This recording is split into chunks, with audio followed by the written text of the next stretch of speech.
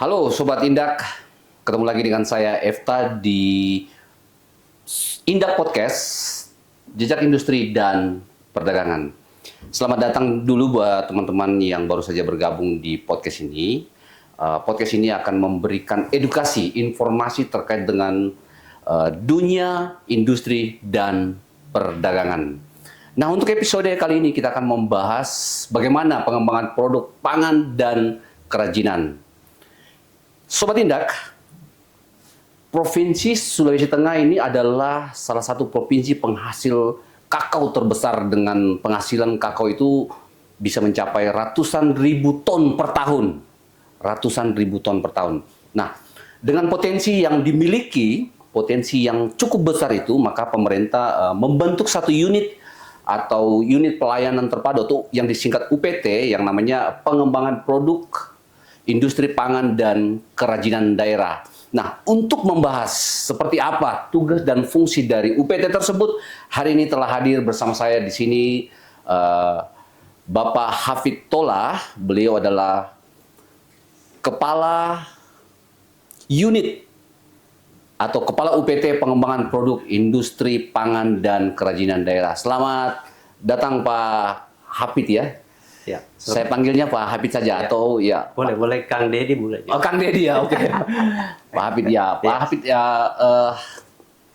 Pak Hafid, kita teman-teman dari Indak Podcast ini kita ingin mencari tahu seperti apa gitu peran dari UPT yang Bapak pimpin. Nah, sebelumnya Pak, apa sebenarnya yang dikerjakan oleh teman-teman yang ada di UPT yang Bapak pimpin? Ya, terima kasih Sobat Indak ya. Iya, Ada panggil Sobat Indak Sobat bahwa sebelumnya mungkin saya ingin jelaskan sedikit karena ini sebagai ajang edukasi juga bahwa UPT pengembangan produk industri pangan dan kerajinan ini memang kita batasi dalam ada kata daerahnya di belakang. Oh, kata daerah. Iya, jadi kenapa kita batasi bahwa ada daerah di belakang? Kenapa? Karena Sulawesi Tengah sangat kaya dengan alamnya dan kita bawa daerah di situ UPT pengembangan produk industri pangan dan kerajinan daerah, artinya itu yang berbasis lokal dan yang memang unggulan di daerah ini. Nah, salah satu yang host tadi sampaikan bahwa produk kakao atau coklat. Coklat, nah, betul. Terus namun sebelumnya mungkin saya ingin sampaikan juga bahwa umur UPT ini sudah memasuki 8 tahun ya. 8 tahun? Iya, itu berdiri sejak diresmikan itu tanggal 6 Januari 2017. Jadi sudah 8 tahun, hampir 1 bulan ya, 8 tahun 1 bulan. Dan alhamdulillah saya sejak berdirinya UPT itu, saya sudah bergabung di UPT selama 8 tahun. Iya. Dan informasi bahwa saya adalah kepala unit yang keempat. Yang keempat ya? Yang keempat. Sudah 4 kali berganti ya berarti ya? Iya. Jadi saya generasi keempat, namun saya adalah memang salah satu personil yang saat berdirinya UPT ini. Sudah paham Pak ya? Berarti sudah matang kalau dibilang buah itu sudah matang untuk ya kira-kira begitu. Oke, nah dan itu saya lanjut mungkin dari tugas fungsi dan di sini saya ingin menyampaikan 3 hal bahwa di UPT itu ada 3. Dulunya itu ada tiga rumah ya. 3 rumah. Ada itu rumah coklat, rumah kemasan dan rumah tenun. Iya. Nah, ada 3. Mungkin sedikit saya ulas bahwa sekarang kita punya sisa 2 rumah yang eksis. Rumah tenun itu kemarin kena waktu bencana, nah jadi ini sampai sekarang belum bisa bangkit kembali. Nah itu, jadi yang eksis hanya sisa 2. Rumah coklat dan rumah kemasan. Terkait dengan pertanyaan host tadi bahwa unit layanan yang di sana, jadi itu mungkin saya akan masuk ke intinya sudah. Bahwa sebenarnya tugas pokok dan fungsi UPT ini kan sebenarnya kalau kita dibagi pokok dan fungsinya itu hampir sama lah. Artinya intinya di dalam ini bahwa bagaimana kita peningkatan kualitas dan ada layanan di dalam situ bagi pelaku-pelaku industri, misalnya utamanya industri kecil menengah. Nah itu. Jadi tugas pokoknya sebenarnya itu adalah itu untuk meningkatkan kualitas produk maupun kuantitas yang akan dihasilkan seperti itu. Baik, lanjut Pak. Fasilitas apa yang diberikan oleh unit Bapak untuk meningkatkan pengembangan industri daerah tadi?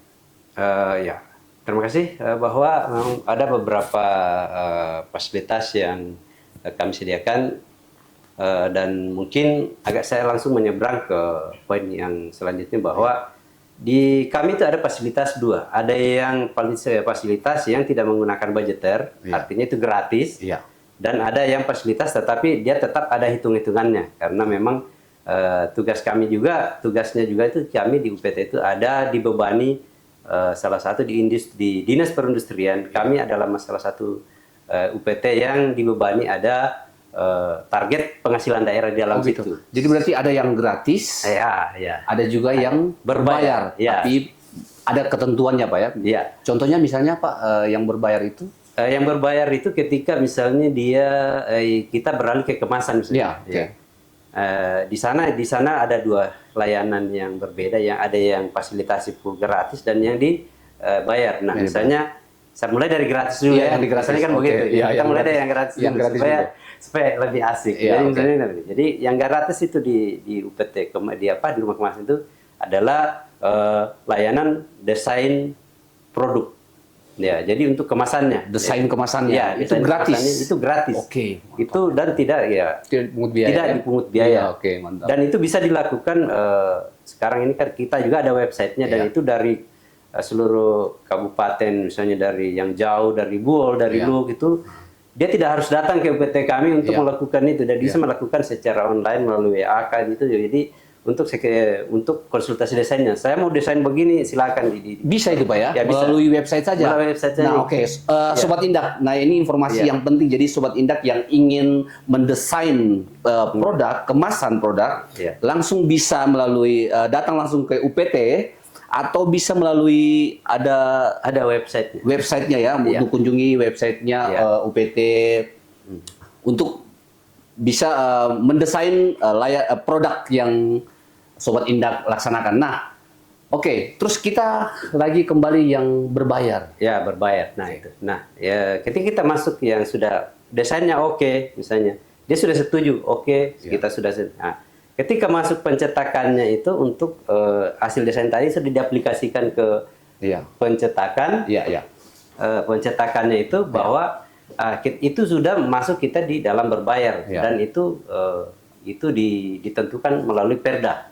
Ada perda. Jadi kami tidak sembarang menetap tarif, tapi itu sudah ada perda yang mengatur itu terkait dari misalnya dari ukurannya, besarannya kayak misalnya salah satu contoh saya paper bag itu di dalam perda itu mengatur sekian besarnya itu sekian biayanya sekian. Jadi jadi memang sudah tertata dan itu sudah melalui perda. Jadi berarti Pak, saya potong Pak. Jadi berarti untuk desainnya gratis. Ketika sudah masuk pada tahap percetakan itu sudah karena sudah menggunakan kertas dan segala macam itu ya. Iya sudah. Nah terus uang dari pembayaran itu masuk kemana? Masuk ke daerah atau? Ya dari ini lagi sekarang yang lagi tren ini kan sekarang kita tidak diperbolehkan untuk memegang dari hasil tadi itu. Jadi sekarang itu langsung dari dari konsumen kita itu langsung menyetor ke rekening kas daerah. Jadi petugas kami itu hanya menerima hasil itu, jadi langsung. Jadi hanya validasi bahwa ini ada misalnya pembayaran sekian-sekian itu sudah masuk ke rekening daerah dan hanya buktinya bahwa ada misalnya dari Dinas Perindustrian ada setoran misalnya sekian juta ke ini buktinya. Jadi tinggal begitu. Jadi petugas kami tidak memegang uang tunai lagi. Ini yang mulai berlaku di 2025. Sebenarnya 2024 tapi masih ada toleransi. Di 2025 memang sudah harus berlaku. Jadi itu lewat dan hanya kita laporan saja. Atau mungkin untuk meminimalisir ada hal-hal yang misalnya ada praktek penyelewengan atau apa, tidak juga ya?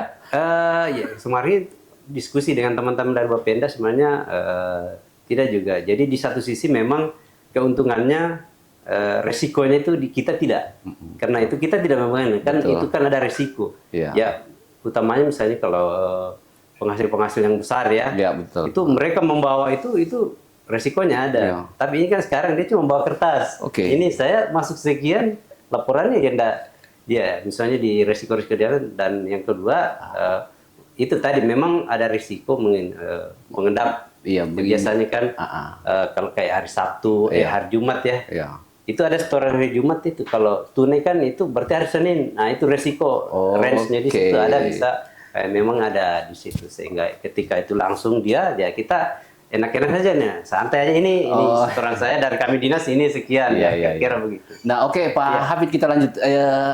Kalau bisa tahu Pak, berapa kira-kira besaran untuk satu kali kita mencetak itu? Ada mungkin per lembarnya atau apa? Itu seperti yang saya sampaikan tadi, bahwa itu tergantung dari ukurannya misalnya. Jadi ukurannya, dan di apa namanya, di layanan kami itu kan ada beberapa jenis ya. Di per jenisnya, jadi ada misalnya kayak kita melayani kayak paper bag ya, paper bag, terus ada stiker. Terus apa namanya, kemasan-kemasan yang sudah jadi tapi itu kita kasih merek di situ, tapi IKM punya, tapi kita misalnya kita sablon di situ, itu lain biayanya lagi. Nah, itu dari terkecil sampai terbesar itu memang tertera di dalam Perda. Nah, yang terus ada juga satu yang merupakan satu produk unggulan kita sebenarnya, karena di Sulawesi Tengah itu belum ada yang buat, itu pembuatan dos untuk kardus kemasan kemasan itu. Nah, itu apa namanya, konsumen kita itu sampai bukan cuma di Sulawesi Tengah, itu sampai di Gorontalo. Gorontalo, Sulawesi Barat itu. Waduh, ini. Untuk proses itu, karena memang ya merupakan satu produk unggulan, karena memang belum ada yang buat seperti itu. Belum ada yang memproduksi dia. Jadi lembaran polos menjadi satu kardus dengan mereknya dia, itu kita yang baru kita di Sulawesi. Nah, Nah, ini lagi informasi untuk Sobat Indah bahwa di UPT yang dipimpin oleh Pak Hafid ini juga bisa membuat atau mencetak kardus yang sudah ada kemasan dos yang ada merek, dia bisa cantumkan merek langsung masih sesuai produk. Nah, ini mantap. Nah, kita coba lanjut Pak. Kalau saat ini kan kita tahu pemerintah lagi mendorong IKM Pak ini untuk go ekspor, ya. Nah, sementara peranan dari teman-teman yang ada di UPT itu apa Pak? Terima kasih. Saya lanjut bahwa peran kami sebenarnya kan, kalau dilihat memang dari segi ininya kami tanda kutip ya memang agak apa namanya ya, gaungnya itu sebenarnya UPT pengembangan produksi. Nah, peran kami di situ dalam mendukung go ekspor itu sebenarnya ada dua sebenarnya. Jadi di kualitas produknya dengan kualitas desain kemasannya. Fungsinya kami di situ sebenarnya. Jadi kualitas desainnya itu dengan kalau yang berbahan kayak makanan misalnya itu ya kami berada di desain packagingnya. Nah, seperti kemarin yang ada salah satu IKM kita yang go public yang sudah go kemarin, salah satu mungkin boleh saya sebut IKM coklat, itu dia ada melakukan ini ke luar. Nah, itu bahan bakunya kan asalnya dari kita, kayak coklat sulteng. Minggu kemarin mereka melakukan ini dengan pihak luar, jadi dalam kasus ekspor tapi dalam mungkin terbatas. Nah, dua-duanya itu adalah hasil desainnya, yang untuk kemasannya itu hasil desainnya juga dari kami. Terus bahan produk coklat olahan itu kan berbahan dasar yang diolah di rumah coklat juga. Jadi memang itu khusus untuk salah satu item pangan coklat ya. Nah, hampir-hampir semua seperti itu, bahwa kita berperan di dalam peningkatan kualitas dan desainnya. Jadi ketika masuk kualitas itu kan mungkin stakeholder yang mendukung itu punya peran masing-masing. Tapi kami lebih berperan di dalam situ, di kontrol kualitas dan bagaimana supaya packagingnya itu bisa bersaing dengan produk-produk yang ada. Dan memang Pak Hafid ini memang ternyata packaging ini juga sangat menentukan dari harga suatu produk itu, betul itu Pak?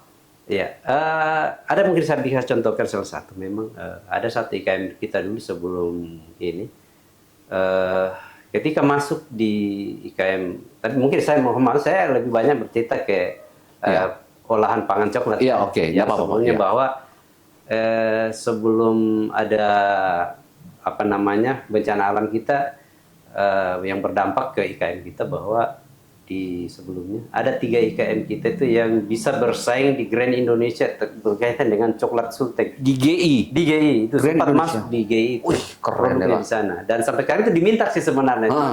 Ada kondisi-kondisi yang kendala sehingga sampai sekarang kita belum penuhi. Tapi itu Grand Indonesia itu masih menuntut kita untuk mau hadir di sana sebagai coklat Sulteng. Ini PR Pak Habib ini kayaknya ini.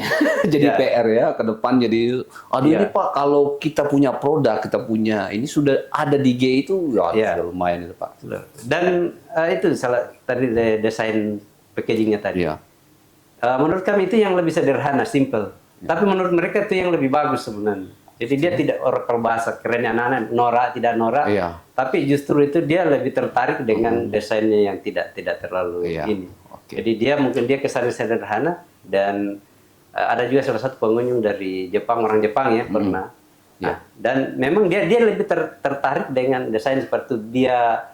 Dia soft tapi menggambarkan ada gambaran di situ bahwa tidak terlalu norak. Dia rupanya kan dari luar kan dia tidak suka yang kalau kerennya norak gitu. Jadi memang lebih senang dia ke soft tapi mungkin dia tidak terlalu Oke Pak, kalau bicara desain ini Bapak di sana ada tenaga yang Bapak siapkan atau mengambil dari luar Pak untuk mendesain itu? Sampai saat ini kita masih menggunakan desain kita sendiri. Oh gitu ya. Namun memang kualitas kalau melihat dari latar belakang pendidikannya memang dia secara otodidak. Tapi tidak kalah juga dengan desain-desain yang ada. Ada berapa? Memang dia pengalamannya. Iya, ada berapa orang Pak di sana yang?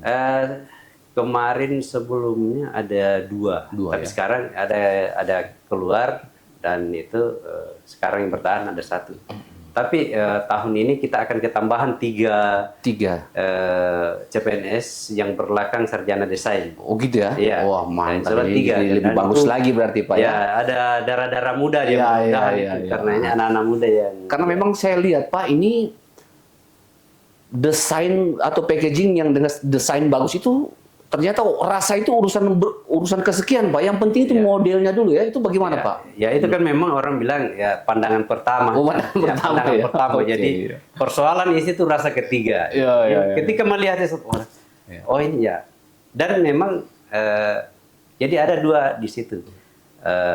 Memang stylenya yang memang kelihatan memang dia wah atau dia unik. Unik ya. Dia sederhana tapi unik itu orang juga tertarik juga. Betul. Padahal itu biasa saja tapi yang melihat kok ada unik deh. Dia ada ingin mencoba itu ada rasa ingin mencoba karena melihat dia itu desainnya unik sehingga keinginannya untuk mencoba rasa itu mungkin nomor 3 rasanya. Oke, jadi kalau kita kembali berarti desain ini disitulah intervensi dari UPT yang Bapak pimpin untuk menunjang go ekspor tadi ya. Nah, oke Pak, sekarang kita akan lanjut nih.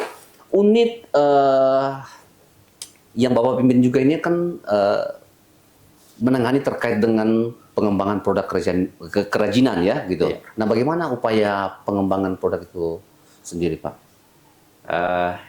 Tadi kan di awal saya sudah sampaikan bahwa ketika berbicara kerajinan itu kita selalu batasi dengan ada daerahnya. Ada daerah. Artinya memang betul yang berbasis lokal dan merupakan produk unggulan daerah yang bisa dilihat dari segi cara pengolahannya, cara pembuatannya memang bersifat kedaerahan. Namun kualitasnya tidak kalah dengan yang diproses secara yang sudah menggunakan mesin-mesin yang sudah canggih.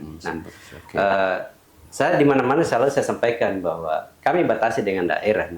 Pada saat ini kami masih konsen di proses salah satu kerajinan unggulan daerah Sulawesi Tengah, tentunya Palu Donggala yang terkait dengan tenunan, misalnya itu. Dan kami masih beberapa tahun terakhir memang konsennya di situ. Nah, mungkin saya ingin bercerita sedikit bahwa karena kebetulan sebagai unit pelaksana teknis kami juga mitra dengan Dewan Kerajinan Nasional Daerah Provinsi Sulawesi Tengah. Dekranas. Nah, itu di 2 periode terakhir ini memang masih konsen di situ.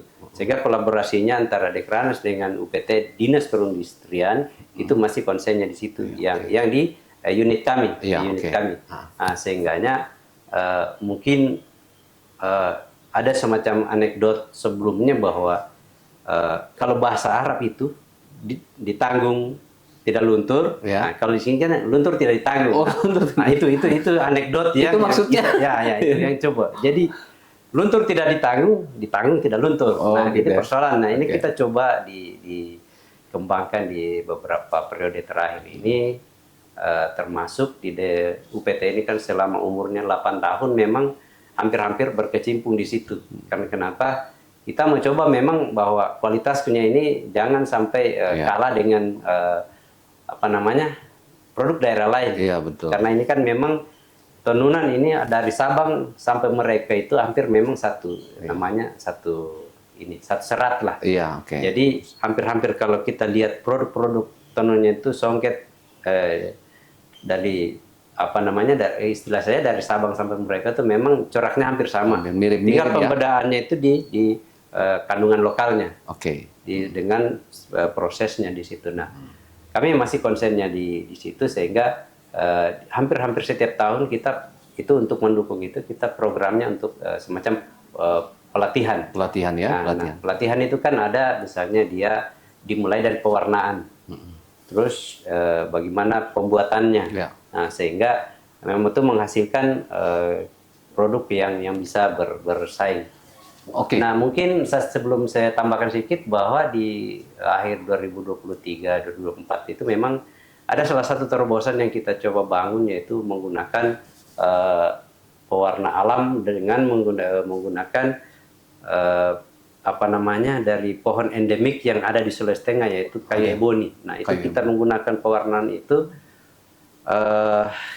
bisa mendapatkan beberapa corak warna dengan tinggal menggunakan semacam pengunci warnanya. Jadi kita mau seperti ini, dari berapa takarannya itu akan warna berbeda. Nah, itu keunggulannya itu salah satunya tidak akan bisa ditiru oleh orang lain. Karena kenapa? Pohonnya yang ada cuman kita punya pohon. Terus takarannya itu dia tidak akan tahu. Yang rahasianya itu kita, misalnya 1 kilo, dia tidak akan bisa. Tapi kalau pewarna kimia sintetis itu bisa ditiru. Iya, oke Pak. Oke Pak Hafid, ini bicara lebih teknisnya ya untuk sarung tenun Donggala itu nanti kita akan buatkan sendiri Pak, khusus untuk membahas sarung tenun Donggala. Nah, kalau saya boleh tahu Pak, untuk UPT Bapak sendiri setahun ini kira-kira selain dari produk-produk yang Bapak sebutkan, apa lagi yang mau direncana untuk dikembangkan gitu? Ada upaya pengembangan apa lagi? Mungkin saya lanjut bahwa memang karena tahun ini mungkin kita berada di situasi yang kurang ini secara nasional. Iya, betul. Ke daerah itu akan berimbas juga. Nah, ada satu program yang lagi kami rancang sekarang ini, kerjasama didukung oleh Bapeda, itu akan menghidupkan kembali kegiatan-kegiatan di Rumah Coklat. Kegiatan Rumah Coklat. Di Rumah Coklat. Nah, informasi juga bahwa pada kesempatan ini saya sampaikan bahwa di Rumah Coklat yang awalnya itu kita memang di galeri kita itu hanya menyediakan produk-produk olahan coklat. Nah, pada saat ini di pertengahan 2024 kita coba rubah, kita rubah di dalam. Jadi kita punya galeri itu kita sudah memasukkan produk-produk lain selain berbahan coklat. Berarti bukan cuma coklat Pak ya? Bukan cuma coklat doang. Ada apa saja Pak yang di dalam? Sekarang kita sudah ada kopi. Ada kopi? Ada kopi. Itu kopi, dan itu kita coba kemarin sebagai satu terobosan yang dilakukan oleh kepala seksinya. Pas saat dia diklat PIM, nah itu saya arahkan untuk menjadi salah satu proyek perubahannya. Sehingga di sana itu sudah ada kopi, ada bawang, ada olahan kelor juga sudah ada, masuk sudah ada. Jadi di awal 2025 ini ada terobosan lagi yang di bawah bimbingannya Ibu PLH Kepala Dinas itu kita coba lagi, dan mungkin kalau mau ngambil gambarnya silakan nanti diambil untuk dikolaborasi. Itu apa itu Pak? Apa yang sudah ada produk, sudah kita tampilkan produk-produk IKM seperti bahkan kursi rotan sudah ada kita panjang di dalam, terus kerajinan-kerajinan lainnya sudah ada. Bahkan untuk termasuk ini hasil tenunan kita sudah pajang juga di sana. Oh iya. Jadi memang ya salah satu itu yang mendukung tadi di Rumah Coklat ya. Di galerinya itu. Ya, Sobat Indak nanti bisa jalan-jalan ke Rumah Coklat Jalan Setiabudi nomor berapa ya? 18. Nomor 18 Palu ya. Jangan lupa kalau untuk melihat hasil produksi dari lokal kayak tenun Donggala, kemudian ada kerajinan rotan, coklat dan lain sebagainya, Anda bisa Sobat Indak bisa langsung ke Rumah Coklat Jalan Setiabudi. Oke, kita lanjut ini Pak. Ini apa harapan? Harapan ya, untuk sektor industri ke depannya. Apa yang ingin dikembangkan untuk peningkatan pembangunan sumber daya industri? Silakan. Ya, yang memang kita harapkan itu sebagai pembina adalah memang peningkatan SDM-nya. Nah mungkin memang kami dengan keterbatasan memang itu dalam operasionalnya itu memang kami SDM kami itu memang boleh dibilang agak terbatas, sehingga kedepannya mungkin harapannya itu stakeholder yang ada itu bisa berkolaborasi untuk melakukan peningkatan SDM-nya karena otomatis ketika SDM-nya itu meningkat, otomatis dia akan berpengaruh kepada layanan-layanan yang ada, misalnya untuk pembuatan produknya itu dia akan berpengaruh ke situ. Itu otomatis Pak ya? Iya, otomatis. Nah ketika SDM-nya kita tidak memadai, ya otomatis kita akan lari di tempat. Tidak akan lompat jauh. Kalau SDM Pak, kita bicara lagi untuk sarana prasarana yang lainnya Pak, pendukung kayak mesin-mesin atau apa mungkin seperti itu juga? Kalau itu sampai sekarang ya memang dipikir mesinnya kami memang sudah agak itu usianya sudah hampir 8 tahunan juga. Tapi karena memang di dalam perawatannya juga itu masih sehingga masih untuk beroperasi itu masih bagus. Dan kedepannya memang kita juga berharap ketika semua berjalan sesuai dengan apa namanya yang kita programkan, memang kita akan butuh ada penambahan-penambahan di beberapa ini. Nah mungkin juga yang ingin saya tambahkan bahwa di akhir 2023 itu memang kita ada di satu dilema yang timbul akibat regulasi-regulasi yang ada, bahwa utamanya di penyediaan bahan baku coklat itu memang kita terkena regulasi kemarin di akhir 2023 bahwa kita tidak diizinkan melakukan untuk penyediaan bahan seperti itu. Nah kami akan mencoba melakukan atau mencari mitra, dan ini lagi-lagi diusahakan. Nah, mudah-mudahan di 2025 ini itu bisa berjalan sehingga apa namanya program-program itu dan untuk dukungan fasilitasnya itu bisa kita mintakan kembali sehingga dia bisa terpenuhi, operasionalnya terpenuhi, terus target PAD-nya terpenuhi, dan IKM kita berdaya dan bisa hidup bisa hidup dan memenuhi target yang saya sampaikan tadi. Grand Indonesia masih menunggu kita untuk semoga Pak ya, semoga kita berdoa semoga produknya kita ini bisa masuk ke GI lagi ya. Nah ini menarik Sobat Indak, sebenarnya masih banyak hal yang ingin saya kupas, tapi karena waktulah yang membatasi kita. Jadi terima kasih sekali lagi Pak Hafidz sudah hadir di Indak Podcast. Nah itu tadi Sobat Indak, informasi terkait dengan pengembangan sumber daya industri. Untuk Sobat Indak yang ingin mengetahui informasi lebih lanjut terkait dengan yang sudah kita bicarakan, Sobat Indak bisa datang langsung ke Dinas Perindustrian dan Perdagangan Provinsi Sulawesi Tengah di Jalan Kartini nomor 18 Palu. Nah, saya Efta undur diri. Terima kasih. Sampai ketemu di podcast selanjutnya. Indak Podcast, Jejak Industri dan Perdagangan. Sampai jumpa. Terima kasih.